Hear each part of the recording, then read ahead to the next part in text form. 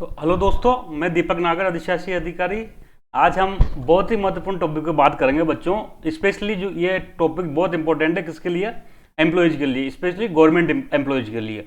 अब तक आप समझ गए होंगे मैं किस बारे में बात कर रहा हूँ। मैं बात कर रहा हूँ एनपीएस वर्सेज ओपीएस के बारे में। तो बच्चों, आज का हमारा जो हेडिंग है वो है एनपीएस वर्सेज ओपीएस। देखो बच्चों, अभी अभी कई जगह आपने न्यूज़ पढ़ा होगा, जैसे राजस्थान गवर्नमेंट होगी, छत्तीसगढ़ गवर्नमेंट होगी, इन्होंने पुराना जो एनपीएस सिस्टम को हटा के ओपीएस सिस्टम को वापस से लागू किया है। तो बेसिकली ओपीएस क्या था, उसको क्यों हटाना पड़ा गवर्नमेंट को, और एनपीएस क्यों लाई, और एनपीएस में क्या कमियां थी जो वापस कर्मचारी संगठनों ने मांग करी कि भाई ओपीएस को वापस लेके आओ। तो हम एक एक चीज के बारे में जानेंगे और लास्ट में फिर कंक्लूजन भी बताएंगे कि भाई कौन सी चीज ज्यादा अच्छी है इनमें से और कौन सी चीज कम अच्छी है। तो बच्चों शुरू करते हैं। बेसिकली ये है पेंशन के बारे में, और पेंशन भी किसके लिए? गवर्नमेंट एम्प्लॉय की बात हो रही है यहाँ पे। गवर्नमेंट एम्प्लॉय को पेंशन मिलने के तरीके होते हैं दो। कौन कौन से? NPS versus OPS. देखो बच्चों, ओपीएस कोई नाम नहीं था, ओल्ड पेंशन स्कीम। इसको तो क्या बाद में जब एनपीएस लागू हुआ तो पुरानी सिस्टम को कैसे बताएं, तो फिर इन्होंने क्या करने लग गया, ओपीएस होने लग गया। तो बच्चों, जो गवर्नमेंट एम्प्लॉय लगभग 30 से 35 साल जॉब करता है, उसके बाद रिटायरमेंट होता है। रिटायरमेंट के बाद उसको पेंशन मिलती है। वो पेंशन कैसे मिले, इसका तरीका था। तो आज़ादी के बाद क्या हुआ, आज़ादी के बाद ही नहीं कहूँगा मैं, उसके पहले भी ब्रिटिश काल में भी जो पेंशन सिस्टम चलता था, तो हम इसको बेसिकली इंडिपेंडेंस के बाद बात करेंगे, 1947 के बाद। उस सिस्टम को क्या कहते थे बच्चों? उस सिस्टम को कहते थे ओपीएस। ओपीएस नहीं कहते थे, उसको सिंपल पेंशन सिस्टम कहते थे। लेकिन बाद में जब एनपीएस आया तो उसको फिर क्या कहने लग गया, ओपीएस। इसका मतलब है ओल्ड पेंशन स्कीम। अब इस ओल्ड पेंशन स्कीम में क्या होता था बच्चों? तो ओपीएस में पेंशन मिलने का तरीका मैं आपको बता दूं। जब भी कोई गवर्नमेंट एम्प्लॉय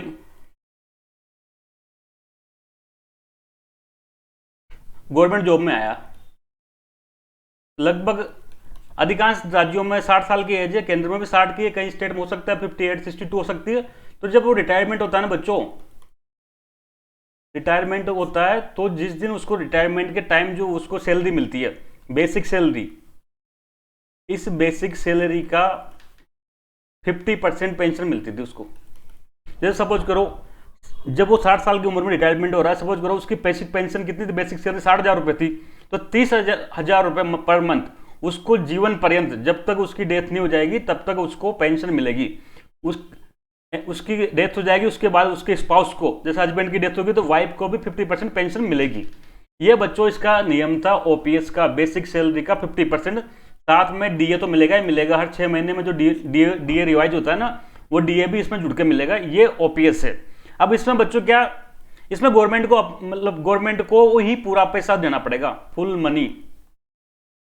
जब तक वो कर्मचारी जिंदा रहेगा, 60 साल के बाद 90 साल तक भी जिया, तो 30 साल तक गवर्नमेंट अपने जो फंड है, जो बजट है, उससे उसको एम्प्लॉय को पेंशन देगी। इसमें एम्प्लॉय को 1 रुपया भी खर्च नहीं करना। एम्प्लॉय को क्या, 1 रुपये भी खर्च नहीं करना अपनी तरफ से। सारा पैसा कौन देगा? पेंशन देगा। तो बच्चों, ये सिस्टम आजादी के बाद से चलता रहा ओपीएस का। उसके बाद क्या हुआ, लेकिन धीरे धीरे बच्चों क्या हुआ, इसमें पेंशनर की संख्या बढ़ती गई। स्टार्ट में तो क्या, पेंशनर की संख्या कम थी, क्या बढ़ती गई। स्टार्टिंग में तो क्या हुआ बच्चों, पेंशन की संख्या कम थी, तो गवर्नमेंट को पेंशन देने में इतना जोर नहीं आता था। तो धीरे धीरे क्या हुआ, पेंशन की संख्या बढ़ती गई बढ़ती गई बढ़ती गई। तो ये क्या हो गया, फिजिकली सस्टेबल नहीं रहा। फिजिकल मतलब सरकार के जेब में इतना पैसा नहीं रहा, फिजिकली सस्टेबल नहीं रहा, सरकार के गवर्नमेंट की जेब में इतना पैसा नहीं रहा। और जो बजट था गवर्नमेंट का, उसका अधिकांश हिस्सा गवर्नमेंट एम्प्लॉय की सैलरी, पेंशन प्लस ब्याज चुकाने में निकल जाया करता था। तो डेवलपमेंट के लिए पैसा नहीं बचता था। इसलिए गवर्नमेंट ने क्या किया, इसके जगह पर क्या लेके आए, ओपीएस को हटाकर 2004 में, 2004 एग्जैक्ट बताऊं तो 1 जनवरी 2004 से क्या किया, सेंट्रल गवर्नमेंट ने एनपीएस की, उसके ओपीएस की जगह पर एनपीएस लेके आए। चूंकि ये नया सिस्टम था, इसलिए उसको क्या कहा, न्यू पेंशन स्कीम का स्टार्टिंग में, लेकिन बाद में इसका नाम बदल के कर दिया नेशनल पेंशन सिस्टम, एनपीएस, जो आज की डेट में चलता है। जितने भी गवर्नमेंट एम्प्लॉय पे जॉब कर रहे हैं, जो जिसने 2004 के बाद सर्विस ज्वाइन करी, उन सबका एनपीएस सिस्टम चालू था। इसके बाद सेंट्रल गवर्नमेंट ने किया, धीरे धीरे सभी स्टेट्स ने भी क्या किया, एनपीएस ज्वाइन कर लिया। किसी भी स्टेट में, अभी यहाँ स्पष्ट कर देता हूँ, किसी भी स्टेट पर सेंट्रल गवर्नमेंट ने कोई दबाव नहीं बनाया। स्टेट ने खुद अपने बजट की स्थिति को देखते हुए कि ये व्यवहारिक नहीं है कि पेंशन देना रेगुलर अपनी जेब से, इसलिए क्या करो, एनपीएस की तरफ मूव हो गए सारे स्टेट, केवल एक स्टेट को छोड़ के, उसका नाम था बच्चों वेस्ट बंगाल। बंगाल में आपको पता है उस टाइम लेफ्ट गवर्नमेंट की, लेफ्ट पार्टी है उनकी गवर्नमेंट थी, तो उन्होंने एनपीएस सिस्टम नहीं अपनाया, उन्होंने अपना सिस्टम पुराने का पुराना तरीका ही बरकरार रखा। अब इसमें क्या था जो ओपीएस में नहीं था, तो मैं यहाँ दोनों की आपको एक बार तुलना कर देता हूँ। ओपीएस सिस्टम था, एनपीएस था, अब नया सिस्टम आ गया नेशनल पेंशन सिस्टम। कब से आया बच्चों? 1 जनवरी 2004 के बाद जो एम्प्लॉय सेवा ज्वाइन करेगा उसको एनपीएस का लाभ मिलेगा, उसको ओपीएस का लाभ नहीं मिलेगा। इसमें क्या होता है बच्चों, इसमें देखो एक तो हो गया एम्प्लॉय, जैसे गवर्नमेंट एम्प्लॉय है, कोई टीचर है, मैं यहाँ पर टीचर का एग्जाम बताऊंगा, टीचर है, ये गवर्नमेंट एम्प्लॉय है, इसका एम्प्लॉयर कौन हो जाएगा? जॉब देने वाला गवर्नमेंट हो जाएगी, स्टेट गवर्नमेंट भी और सेंट्रल गवर्नमेंट भी। तो बच्चों इसमें क्या होता है, एनपीएस में ये एम्प्लॉय का क्या करेगा कि जो सैलरी मिलती है ना इसको, उसका कुछ राशि कटेगी। कितनी कटेगी? 10%। इसका जो सैलरी मिलती है बेसिक सैलरी, उसका 10% राशि डिडक्ट होगी, और ये एम्प्लॉयर भी इतना ही जमा करेगा 10%। बाद में एम्प्लॉयर का कंट्रीब्यूशन 2019 में बढ़ा के कितना कर दिया? सेंट्रल गवर्नमेंट ने अपना हिस्सा बढ़ा के 14% कर दिया। ठीक है बच्चों यहाँ तक। तो इस एम्प्लॉय की सैलरी में से 10% कटा, इसने क्या किया, एम्प्लॉयर जो गवर्नमेंट ने 14% अपने जेब से मिलाया, टोटल कितना हो गया सैलरी का? 24%। ये 4% क्या होगा बच्चों? एक फंड में जाएगा। ठीक है, सपोज करो फंड, मैंने आपको बताया जितने भी गवर्नमेंट जॉब एम्प्लॉय होता है वो जॉब ज्वाइन करता है तो क्या मिलता है उसको लेना पड़ता है बच्चों एक PRAN number, permanent retirement account number, retirement तक यही चलेगा। इस प्रान नंबर में ये क्या करेगा, ये पैसा जमा होता जाएगा फंड में। ये फंड क्या करेंगे फिर, ये फंड ने क्या किया, देखो बच्चों जैसा कि है ना, बैंकों को रेगुलेट कौन करता है? आरबीआई करता है। उसका इंश्योरेंस का कौन करता है? तो ईडाई करता है। इससे पेंशन का रेगुलेटर भारत में कौन है? पीएफआरडीए। ये पीएफआरडीए ने क्या किया, अपने अंडर में एक संस्था बनाई जिसको कहते हैं NPS trust, NPS trust, national pension system trust. इसने क्या किया, कई सारे फंड मैनेजर बनाए, पेंशन फंड मैनेजर। मैं पूरी कहानी दोबारा बताऊंगा, तब एक बार पहले सुन ले। अब फंड मैनेजर अपॉइंटमेंट किया, जैसे एसबीआई, जैसे एलआईसी, आईसीआई। ये क्या करेंगे, ये जो पैसा आ रहा है, इसमें जो फंड आ रहा है पूरे का एम्प्लॉय का, उसको इन्वेस्ट करते हैं। कहाँ पे करेंगे? शेयर मार्केट में इन्वेस्ट करेंगे, डेट मार्केट में इन्वेस्ट करेंगे, ऐसे कई सारे तरीके उसमें इन्वेस्टमेंट के होते हैं। उस इन्वेस्टमेंट से क्या होगा, धीरे धीरे ये पैसा कटता रहेगा पर मंथ, और ये पैसा शेयर मार्केट में इन्वेस्ट होता रहेगा। फिर लास्ट में जब एम्प्लॉय 60 साल का हो जाएगा, तब उसको उस जो पैसा इकट्ठा होगा उससे उसको पेंशन मिलेगी। मैं फिर दोबारा से स्टार्ट करता हूँ। एनपीएस का थोड़ा सा मुश्किल काम है। देखो बच्चों, जो एनपीएस आया इसमें क्या हुआ, एक पार्टी तो होगी एम्प्लॉय, दूसरा हो गया एम्प्लॉय। एम्प्लॉय यहाँ कौन है? गवर्नमेंट। एम्प्लॉय की सैलरी में से कितना परसेंट राशि कटेगी? 10%। एम्प्लॉय की में से कितना कटेगी? आज की डेट में 14 कटेगी, 14%। दोनों राशि मिलेगी 24% हो जाएगी। ऐसे सभी एम्प्लॉय की कटेगी। फिर बाद में क्या होगा, जो पीएफआरडी के अंडर एक संस्था है एनपीएस ट्रस्ट, इसने कई सारे जो फंड को मैनेज करने वाले संस्थाओं को घोषित कर रखा है, एसबीआई, एलआईसी वगैरह को। ये इस पैसे को क्या करेंगे, इन्वेस्ट करेंगे। ठीक है, और जो इन्वेस्ट होगा कब तक होगा? जब तक रिटायरमेंट नहीं हो जाएगा, 60 वर्ष तक का। उससे 60 वर्ष के बाद उसको पैसा मिलेगा। कैसे मिलेगा मैं आपको बता दूं। जैसे कि सपोज करो एक व्यक्ति है टीचर, 25 ईयर में इसको जॉब मिल गई। ठीक है, अब जैसे जॉब मिलेगी हर माह इसका पैसा कटेगा। सपोज करो इसकी सैलरी थी 40,000 रुपये, तो 4,000 तो इसका पैसा कटा, इतना पैसा गवर्नमेंट मिलाएगी। स्टेट गवर्नमेंट में ये वेरी है 10%, 12%, कहीं 14% है। 8,000 रुपये हुआ, हर साल हुआ। ऐसा प्रति ईयर कितना होगा? 96,000 हो गया। अगले साल ये और बढ़ जाएगा। तो ये पैसा सब कहाँ जाएगा? इस एम्प्लॉय का एक फंड में जाएगा, फंड। ठीक है, ऐसे करते करते ये अब कितने साल जॉब करेगा? 35 साल तक जॉब करेगा। तो 35 साल तक ये अमाउंट मान लो, सपोज करो निवेश होगा, निवेश पे ब्याज मिलेगा। ब्याज क्या, शेयर मार्केट में निवेश होगा तो कुछ उसमें इंक्रीज होगा तो वो पैसा मिलेगा। सपोज करो इसकी 1 करोड़ की वो फंड बन जाता है, ऐसे चलते चलते चलते चलते रिटायरमेंट तक। तो अब इसका क्या नियम है बच्चों, इसका ये नियम है कि इसमें से क्या करेगा, जब 1 करोड़ रुपए 60 साल की उम्र हो गया तो 40% तो इसमें एन्युटी लेना पड़ेगा इसको। वो बताऊंगा मैं एन्युटी क्या होती है। 60% इसको क्या मिल जाएगा, लमसम मिल जाएगा। दोबारा मैं बता रहा हूं, 1 करोड़ का फंड बन गया, इसमें से 60% तो क्या उसको उस टाइम कैश मिल जाएगा। लमसम का ये मतलब होता है 60 लाख रुपए तो वो जेब में उसके खाते में आ जाएंगे उसी दिन। 40 लाख रुपए का क्या करेगा, वो एन्युटी प्लान लेगा। एन्युटी प्लान का मतलब होता है बच्चों सिंपल, कि कोई अमाउंट हम एक बार जमा करते हैं, उससे फिर हर महीने पैसा मिलता है। तो इसका यहाँ 40% एन्युटी का मतलब हो गया 40 लाख रुपए। ये 40 लाख रुपए LIC के एन्युटी प्लान में जाएगा, और इससे जितने भी महीने में ब्याज बनता है ना, 40 लाख रुपए हर साल रिटर्न देगा, तो जितना भी मंथली बनता है वो मंथली क्या मिलेगी, सैलरी मिलेगी। मंथली सैलरी कह दो या इसको मंथली पेंशन मिलेगी। समझे बात, यहां तक रह जाऊं, क्या समझे बताओ।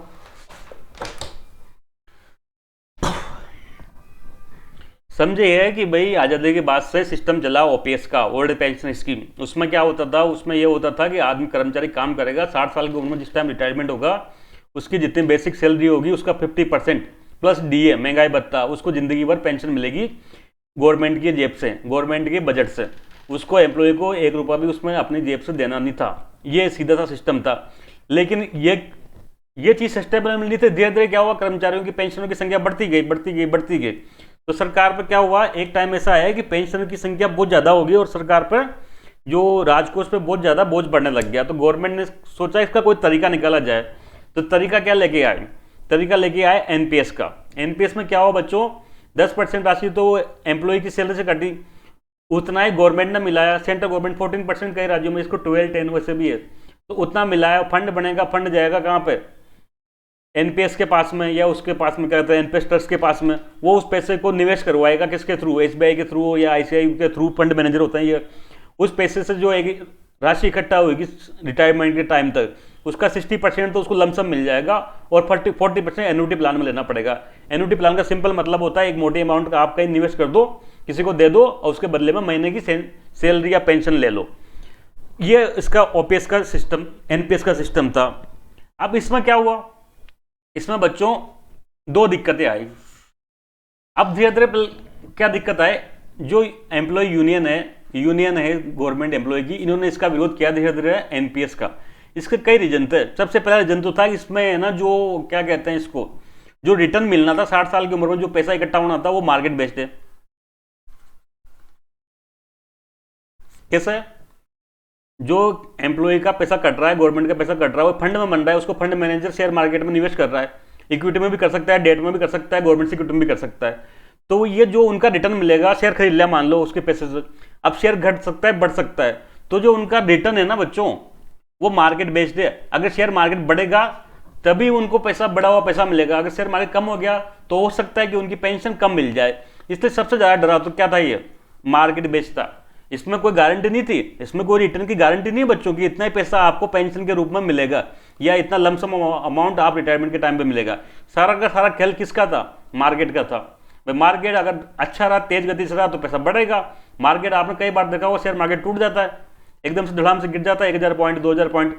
तो ऐसी स्थिति में जो ये फंड है, वो फंड की राशि कम भी हो सकती थी। इसलिए इसको एम्प्लॉय को ने ये कहा कि भाई जो मार्केट बेस्ड होने से क्या होगा, ये हमारी जो पेंशन की अमाउंट है वो फिक्स नहीं हो पाएगी। तो इससे क्या हुआ, कर्मचारियों का भविष्य संकट में पड़ जाएगा। रिटायरमेंट के बाद वो रोड पर आ जाएंगे, उनको पैसे पेंशन बहुत कम मिलेगी। पहला तो ये था। दूसरा ये था बच्चों, जो एम्प्लॉय यूनियन का कहना था कि इसमें क्या कोई फिक्स अमाउंट की पेंशन नहीं मिल रही, इसमें तो जो शेयर मार्केट के उतार चढ़ाव पर डिपेंड करेगा। अगर कम होगा तो कम पेंशन मिलेगी, और ज्यादा होगा तो ज्यादा पेंशन मिलेगी। और इसमें इससे कई सारे एग्जाम्पल भी देखने को मिले। कई सारे एम्प्लॉय, जैसे 2010 में कोई रिटायरमेंट हुआ तो उसको केवल कई ऐसा देखने को मिला होगा, आपने पढ़ा भी होगा कि उसको 400 रुपये माह पेंशन बन रही है, किसी की 1000 रुपये महीने पेंशन बन रही है। तो इतनी कम पेंशन भी बनी। अब ऐसा क्यों हुआ बच्चों, मैंने बताया कि जो NPS सिस्टम है वो खुद को कंट्रीब्यूट करना पड़ेगा। जो जितना जल्दी जॉब में लगेगा उसका उतना ही फंड इकट्ठा होगा। सुभाष गौर को 21 साल से जॉब में लग गया, ठीक है, वो अब 39 साल जॉब करेगा, तो 39 साल तक उसके पैसे कटेंगे, उतने गवर्नमेंट ही मिलाएगी, तो इसके बड़ा अमाउंट बनेगा। लेकिन सपोज करो कोई आदमी 50 साल की उम्र में, हाँ 50 साल आपको सुन के ऐसी हो रही होगी, सेंट्रल गवर्नमेंट में नहीं लगता, लेकिन राज्य सरकारों में 50 साल की उम्र में नौकरी लगता है। 50 साल की उम्र में कोई जॉब में भर्ती हुआ तो इसका तो 10 साल ही पैसा कटा। जब पैसा कम कटेगा तो इसकी पेंशन भी कम बढ़ेगी। तो ऐसा कई केस देखे गए जहां पर बहुत कम पेंशन मिली, और ये तो आपको मानना ही पड़ेगा कि 2004 के बाद ये लागू हुआ। इसका मतलब 2004 के बाद भर्ती हुई उनकी तो पेंशन मिली इसके थ्रू, एनपीएस के थ्रू। तो कोई हो सकता है 2015 में रिटायरमेंट हुआ होगा, तो इसने जाहिर सी बात है 8-9 साल ही काम किया, तो इतना कम टाइम काम करेगा तो बच्चों इसकी पेंशन भी कम मिलेगी।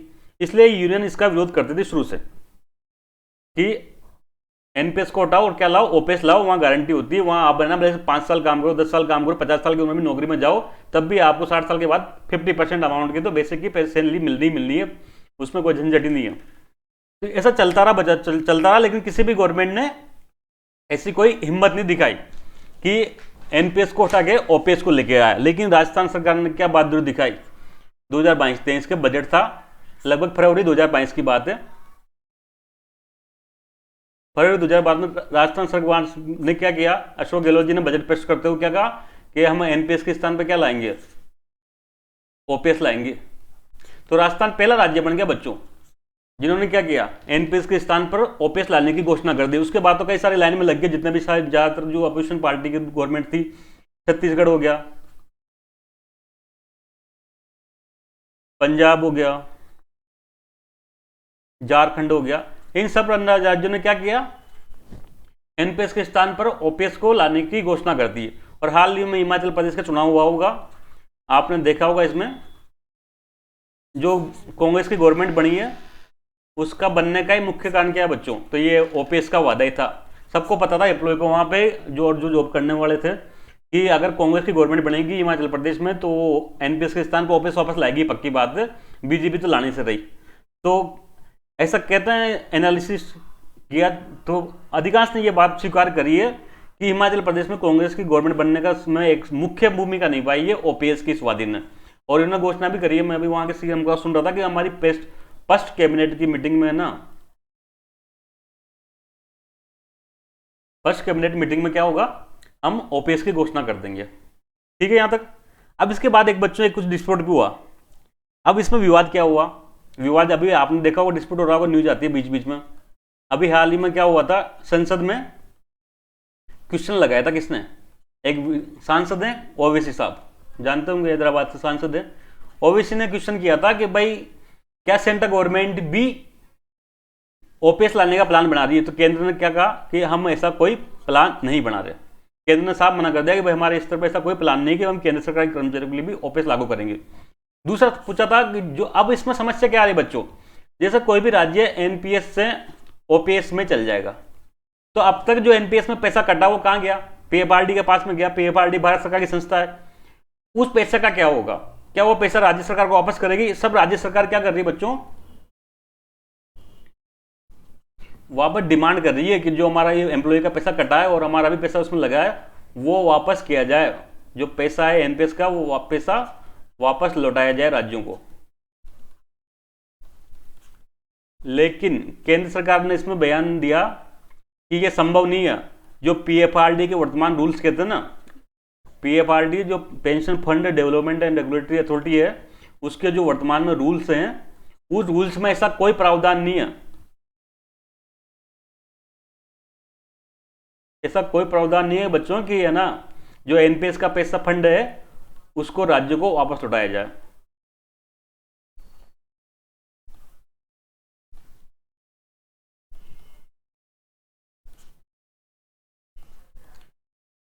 ऐसा कोई प्रावधान नहीं है पीएफआरडी के रूल में, ऐसा केंद्र सरकार ने कहा, मैं नहीं कह रहा कि है ना, जिसमें रूल में कोई ऐसा प्रोविजन नहीं है कि जो एनपीएस फंड में पैसा इकट्ठा हुआ है वो स्टेट को वापस लौटाया जाए। तो बात यहाँ अटक गई। अभी इस पर केंद्र और राज्यों के बीच में विवाद चल रहा है और लड़ाई भी होगी आगे वाले टाइम पर, देखोगे आप में कि काफी ज्यादा डिस्प्यूट होने वाला है केंद्र और राज्य के बीच में, स्पेशली जो राज्य जिन्होंने ओपीएस लागू कर दिए। अब धीरे धीरे क्या हो रहा है, माहौल बन रहा है देश में एक ओपीएस के प्रति। 4-5 राज्यों ने लागू कर दिया और राज्य भी धीरे धीरे इसको लागू करेंगे, देखना आप, चुनाव नजदीक आने दो। अब सब जगह इन्होंने देख लिया तुरुप का पत्ता, स्पेशली कांग्रेस ने, कि इससे हमको कुछ बेनिफिट मिल सकता है। तो अब ये पक्की बात है कि हर चुनाव में चाहे कुछ कहीं का भी इलेक्शन हो, वो जरूर ये बात करेंगे कि हमारे आते ही हम क्या करेंगे, हम ओपीएस को लेके आएंगे। अब जाहिर सी बात है कांग्रेस गवर्नमेंट प्रॉमिस करेगी और उन्होंने कई जगह लागू भी किया है, तो दूसरी जो पार्टी है एनडीए या बीजेपी उस पर भी दबाव बनेगा कि कहीं ना कहीं उनको भी अपना स्टेट में बदलाव करना पड़ेगा। तो यहाँ तक तो ये चल रहा था बच्चों। अब मैं इसको बताऊंगा कि ओपीएस का सिस्टम जो अभी ये कर रहे क्या ये सही है क्या। स्टेट गवर्नमेंट जो एनपीएस से हटा के वापस ओपीएस ला रही है, ये सिस्टम सही है क्या बच्चों। तो मेरी मान्यता में, इन माय ओपिनियन, और जो इकोनॉमिक्स में ज़्यादातर बात कर रहे हैं बच्चों, तो ये गलत है। अब आप में से जितने भी गवर्नमेंट एम्प्लॉय होंगे 2004 के बाद या बनना चाह रहे होंगे, सब मुझे पागल मानेंगे कि ये तो सर तो पागल हो गए, ऐसा संभव। जो एम्प्लॉय के अगेंस्ट में बात करते हैं, तो बच्चों एनपीएस सिस्टम सही है, उसमें कुछ कमियां हो सकती है, उसको दूर करना पड़ेगा, लेकिन एनपीएस की जगह ओपीएस लाना कोई समस्या का समाधान नहीं है। स्टेट के पास इतने फाइनेंसेस नहीं है, कोई भी स्टेट गवर्नमेंट इतनी सक्षम नहीं है कि वो है ना इतनी बड़ी मात्रा में पेंशन चुका दे। आज तो इन्होंने लागू कर दिया ओपीएस को, तो ये ओपीएस लागू करने का वादा बच्चों ऐसे है, इसमें गवर्नमेंट का एक भी रुपये खर्च नहीं कर रहा। मैं इसको राजस्थान के एग्जाम्पल से बताता हूँ। राजस्थान में सरकार ने क्या किया 2022-23 में, ओपीएस लागू कर दी। अब ओपीएस से पेंशन कब मिलेगी बच्चों, जब वो रिटायरमेंट होंगे कर्मचारी, जब रिटायर्ड होगा। रिटायर्ड कब होगा, 2004 के बाद का एम्प्लॉय, लगभग हम 30 साल के भी एवरेज मान लें तो 2034 में लागू होगा। तब तक इनको गवर्नमेंट को 1 रुपया भी नहीं देना पेंशन के लिए, और जो गवर्नमेंट का जो 10% कंट्रीब्यूशन था वो भी बच गया, सेविंग होगी। मतलब ये राजस्थान का शायद ये ओपीएस का ऐसा पहला वादा है जिसमें किसी भी गवर्नमेंट को 1 रुपया भी खर्च नहीं करना और पैसे की बचत होगी। तो ऐसा तो मजा आ जाएगा गवर्नमेंट के। तो ये जो राजस्थान गवर्नमेंट ने घोषणा करी उसमें राज्य सरकार का 1 रुपया भी नहीं लगा, सिंगल रुपये भी खर्च नहीं करना पड़ा बजट से, सारा पैसा भविष्य के लिए छोड़ दिया। 2034 में जब सरकार आएगी, उस टाइम जो सरकार होगी, गहलोत जी तो उस टाइम रिटायर्ड हो ही जाएंगे, तब वो जो जनता है, उस जो गवर्नमेंट है उसकी वो जाने, तब हमारा देश राज्य दिवालिया हो तो होए, हमको उससे कोई मतलब नहीं है। स्टेट की स्थिति बहुत खराब होने वाली है। पंजाब तो आप जानते हो, आज की डेट में पंजाब पर सबसे ज़्यादा कर्जे, और पंजाब और श्रीलंका में ज़्यादा अंतर नहीं है, दिवालिया होने का कारण है पंजाब और श्रीलंका में ज़्यादा अंतर नहीं है बच्चों। अभी आरबीआई की रिपोर्ट अगर आप लोगों ने पढ़ी होगी तो 2-3 महीने पहले रिपोर्ट आई थी, कुछ राज्य ऐसे हैं इंडिया में जो इनकी स्थिति बहुत खराब है फाइनेंशियल। राजस्थान था उसमें से, पंजाब था, पश्चिम बंगाल था, यूपी का भी उसमें नाम था, ऐसे 5-6 राज्यों का ऐसा उसमें से अलग से नाम ले लेके पूरा डेटा के साथ बताया था कि किस राज्य पर कौन सा है। अब सपोज करो राज्य का बजट है 100 रुपये, उसमें से लगभग 25% के आसपास तो ब्याज में जा रहा है, और सपोज करो बाकी पैसा उसमें जा रहा है पेंशन में और सैलरी में चल जाएगा, तो बचेगा क्या। हम कहां से कैपिटल इन्वेस्टमेंट करेंगे, कोई राज्य सरकार कुछ खर्च कर पाएगी, नया कोई प्रोजेक्ट लेके नहीं आ पाएगी, नया ब्रिज नहीं बन पाएगा, नए रोड नहीं बन पाएंगे, और जब तक कैपिटल इंफ्रास्ट्रक्चर में निवेश नहीं होगा तब तक देश राज्य ग्रोथ नहीं कर पाएगा। तो कहीं ना कहीं ये सिस्टम गलत है, एनपीएस से ओपीएस में जाने का। एनपीएस सिस्टम सही था, उसका समाधान क्या है, तो उसका एक समाधान है बच्चों, जिससे कर्मचारी भी खुश हो जाए और सरकार की वित्तीय स्थिति पे भार नहीं पड़े। ये मैं आपको बताऊंगा कैसे संभव है। ये संभव है बच्चों, इसमें मैंने अभी कल मैं रिपोर्ट पढ़ रहा था, एक पेंशन फंड का इंडेक्स होता है, पूरे दुनिया लेवल पे होता है, दुनिया की सभी देशों की तुलना करके बताया था कि वहां पर एम्प्लॉय को पेंशन कैसे मिलती है। तो उनमें से जो मॉडल मुझे सबसे बड़ा लगा था वो बच्चों हाइब्रिड मॉडल है। हाइब्रिड मॉडल क्या कहता है, ये कहता है कि जो एनपीएस सिस्टम है उसको चलने दो, ओपीएस में जाने की कोई जरूरत नहीं है, एनपीएस सिस्टम को चलने दो। सपोज करो कोई एम्प्लॉय 30 साल की नौकरी में जॉब लगा, ठीक है, उसकी धीरे धीरे करते करते करते उसको रिटायरमेंट के टाइम कितना बन गया, 60 ईयर के टाइम मान लो सपोज करो 1 करोड़ उसकी कॉर्पस बन गई, उसमें से 60 लाख तो उसको लमसम मिल जाएगा, और 40 लाख उसका क्या होगा, एन्युटी प्लान लेगा। अब सपोज करो इस 40 लाख रुपए से उसकी पेंशन बन रही है मान लो 20 या 25,000 रुपये, ठीक है, तो ये कम है काफी, हो सकता है 20,000 भी बने। तो इसके साथ साथ गवर्नमेंट क्या करे, एनपीएस के साथ साथ गवर्नमेंट क्या करे, ओपीएस का प्रॉमिस करे, ओपीएस की गारंटी दे। कैसे, यही एम्प्लॉय 4 साल तक जॉब करता और मान लो उस टाइम इसकी बेसिक होती 80,000 रुपये या 70,000 रुपये, सपोज करो 70,000 रुपये उसकी बेसिक है, तो इस ओपीएस सिस्टम में इसकी पेंशन बन रही थी 35,000 रुपये। तो अगर एनपीएस से मिलने वाली पेंशन ओपीएस से कम हो तो ऐसी स्थिति में जो डिफरेंस है ना वो गवर्नमेंट पेमेंट कर दे।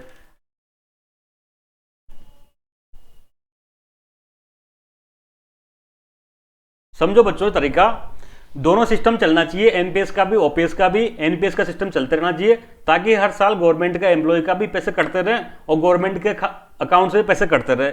एक साल 60 साल की उम्र में वो पेंशन मांगेगा तो गवर्नमेंट के एक फंड में से एक साथ बोझ पड़ेगा, इसलिए सिस्टम चलने देना चाहिए। हर साल कटौती होती रहेगी, हर महीने कटौती होती रहेगी और एक पैसा बढ़ता जाएगा बनता जाएगा बनता जाएगा। और जब लास्ट में उसको पेंशन के टाइम देख लेना चाहिए कि उस अमाउंट से कितनी पेंशन मिलती है। अगर एनपीएस से ओपीएस की तुलना में ज्यादा पेंशन मिल रही है तो कोई दिक्कत ही नहीं है, उसको वो चलना देना चाहिए। ज्यादा पेंशन मिल रही है तो एनपीएस में पेंशन अगर ओपीएस के बराबर मिल रही है तब भी ठीक है, कोई दिक्कत नहीं है। लेकिन अगर किसी एम्प्लॉय को एनपीएस में बहुत कम पेंशन मिल रही है ओपीएस से, तो ऐसी स्थिति में जो डिफरेंस राशि है ना बच्चों, उसकी गारंटी गवर्नमेंट दे, गवर्नमेंट अपने बजट से उसकी भरपाई करे ताकि गवर्नमेंट पे एकदम से बोझ ना पड़े। अब मैं कह रहा हूं ज्यादातर एम्प्लॉय को एनपीएस में उतनी पेंशन मिल जाएगी जितनी ओपीएस में मिलनी है, और कुछ एम्प्लॉय को नहीं मिले तो बाकी की भरपाई कौन करेगा? स्टेट गवर्नमेंट करेगा। तो इससे क्या फायदा हुआ? इससे दो फायदे हो गए। इससे एम्प्लॉय को मिलने वाली पेंशन गारंटी मजा आ गया, एम्प्लॉय को वही मजा मिल रहा है जो ओपीएस में मिलता है, तो एम्प्लॉय को क्या दुख है भाई? गवर्नमेंट ने गारंटी दे दी कि हम है ना ओपीएस से कम पेंशन आपको देंगे नहीं, तो एम्प्लॉय का मजा आ गया। और गवर्नमेंट को क्या मजा आया? गवर्नमेंट का एक साथ पैसा नहीं लगेगा, हर साल देर देर कटता रहेगा, हर महीने कटता रहेगा, तो एक साथ जो वो पेंशन रिटायरमेंट होंगे तो वो बोझ गवर्नमेंट पर नहीं पड़ेगा। तो मेरा ऐसा मानना है कि हाइब्रिड मॉडल को अपनाना चाहिए, जिसमें है ना गवर्नमेंट का क्या करे, एनपीएस को चलने दे जब तक भी चलेगा, उसमें पैसे इकट्ठे होने दे। अगर वो पैसे से पेंशन कम मिल रही है तो फिर बाकी का डिफरेंस राशि गवर्नमेंट पेमेंट करे ओपीएस के तुलना में। ये मेरी मान्यता है। बाकी हो सकता है हर आदमी को स्वतंत्रता है अपनी अपनी बात रखने का। थैंक यू, जय हिंद।